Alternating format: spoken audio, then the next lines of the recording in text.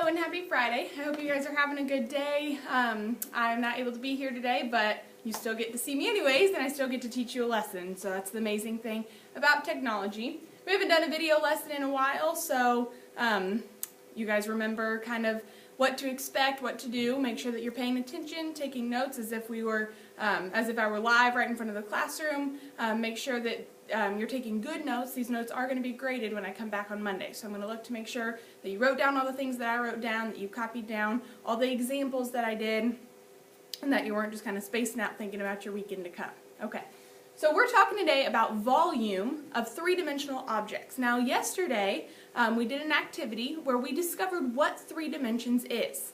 Now we're used to working in 2 dimensions, so something that's 2 dimensions just has 2 dimensions. Length and width, base and a height, a radius or a diameter. Okay, so those are things that are in 2 dimensions.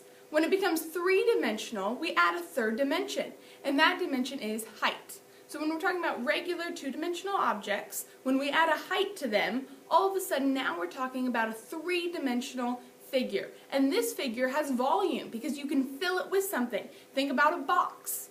Alright? That's not just 2-dimensional anymore, it's 3 dimensions. It's 3D. So we can fill it with something. A box can be filled. Okay? The Earth is actually 3-dimensional. We talked about its circumference, but it's really a sphere. That's its shape. Okay, so these shapes have different names. We talk about prisms, we're going to talk about pyramids, we're going to talk about, we'll talk about spheres later on, but these are the 3-dimensional objects. In yesterday's homework, you guys did some of that naming the different shapes, and you've been talking about these shapes for a long time. So I want to try and make volume as simple as possible for you guys, and hopefully, as we go, you're going to realize, oh, this is pretty simple.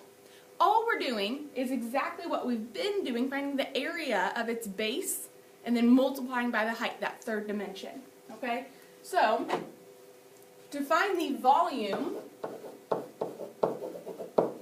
of any regular 3-dimensional object, we're going to multiply, so here's multiply, the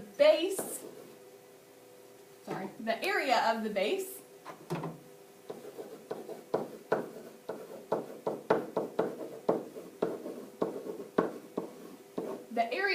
and if you look on your reference sheet, you're going to see this called big B, capital B. So if you want to put that in parentheses, when you see capital B, it doesn't mean base, it's the area of the base times the height. And this is what's different. It now has height. It has a 3rd dimension that makes it a 3-dimensional object. That gives it the ability to have volume. Okay, so here, we're going to first identify what shape is this. And we identify the shape by looking at its base. It has 2 bases, and they're both triangles. So this is a triangular prism. And it's a triangular prism because both bases are triangles. Now, we'll talk about pyramids later on, but that's when there's a rectangle base or a triangle base, and it meets at a point. This has 2 triangular bases, so it's a prism, 2 triangular bases. Alright, so the shape of the base we know is a triangle. So, what's the area of a triangle? We know the formula. We use area equals 1/2 times the base times the height. 1/2 base times height. Well, here we're given the base. And remember that the base and the height form that 90-degree angle. So the base here is 9 and the height is 5, or the height could be 5 and the base could be 9 if you want to tilt your head. So it doesn't matter which one's base and height because they're forming this 90-degree angle. So we could either do 9 times 5 and then take half, or we can just do half of the base. Okay, and both of these are odd numbers. Neither one's easier to find half of, but let's go ahead and substitute in our numbers for our variables. Alright, so half of 9 is 4.5 times 5. Now some of you would grab your calculator. Here's a mental math way to do it. Well, this is actually going to be kind of difficult.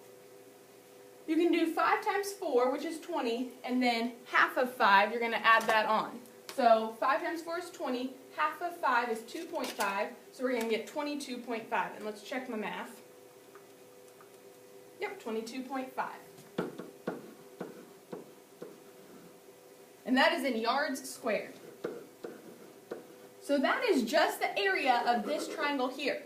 But we're looking for 3 dimensions. We need the volume of this whole thing, the volume of the whole thing. So all we have to multiply by is what we're missing, the dimension we're missing, and that is the height, because you're taking 22.5 yards and stacking it 10 times. So we're stacking it 1, 2, 3, 4, 5, 6, 7, 8, 9, 10. So we multiply by 10 because these are filling the prism. So the height here is 10. When we multiply something by 10, that decimal just gets moved over once to the right. So the area of the base times the height, 22.5 times 10, gives us 225 yards. Now we're in 3 dimensions. We've multiplied yards by yards by yards. Yards squared times yards, or yards times yards times yards, is yards cubed. We're in 3 dimensions. So we just found our first volume. Moving on. Alright, this right here is what we call a cylinder. Okay? Think of a can of pop or a can of soup. These are all cylinders. Think of, I was going to say a silo from our quiz, but a silo has a top to it. If you took the top off of a silo, there's also what we call a cylinder. So a cylinder's bases are circles. Alright? So the shape here is a cylinder.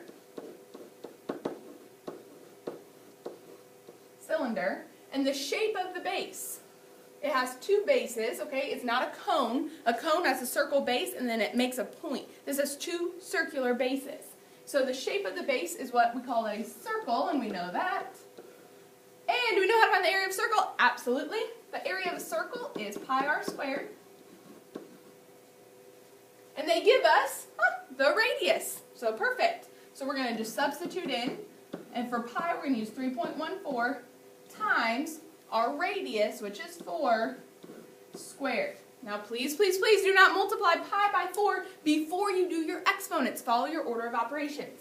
4 squared is 16, so we have 3.14 times 16, and I'm going to grab my calculator. Do this along with me.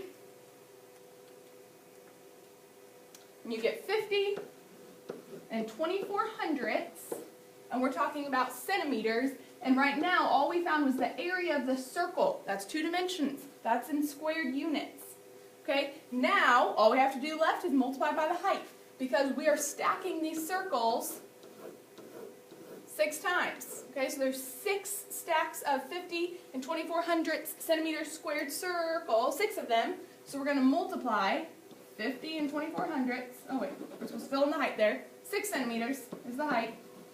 So then we're going to do the area of the base, which is 50 and 24 centimeters squared, times the height, 6 centimeters.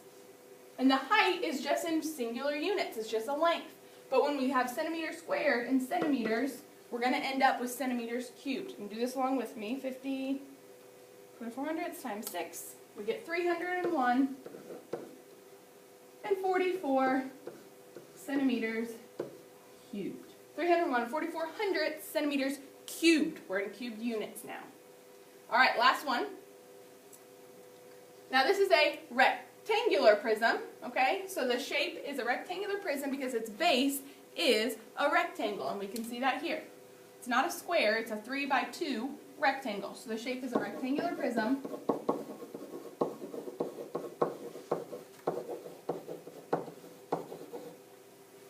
Because the shape of the base is a rectangle. So let's find the area of the base. We know the area of a rectangle is length times width. So the area equals 2 feet times 3 feet, which gives us 6 feet squared, because we're in area. 6 feet squared. Okay? We just found this area. Now 6 feet squared is being stacked 6 times. So there's 6 feet, another 6 feet squared, another 6 feet squared, another 6 feet squared, another 6 feet squared, another 6 feet squared. They're being stacked 6 times. So we need to multiply it by 6 to get the volume of the entire shape. So the height is 6 feet. So when we multiply 6 feet squared times 6 feet, we get 36, and it's feet, everybody, cubed. I hope you said it. Okay, so 36 feet cubed. Okay, so I hope you realize, name the shape. That helps you to decide what formula we use to find the area of the base. Once you know the area of the base, you're just multiplying by the height because you're stacking that so many times on top of each other to give you volume. That's what gives it that 3 dimensions. Okay? You're going to watch another little video on volume. Just kind of, for you visual learners, you're going to be able to see it visually. And then after you watch that video, you're going to have a homework assignment that you're going to have the rest of the class time to start on, whatever you don't finish as homework over the weekend. Okay? Hope you all have a great weekend. Thanks for watching.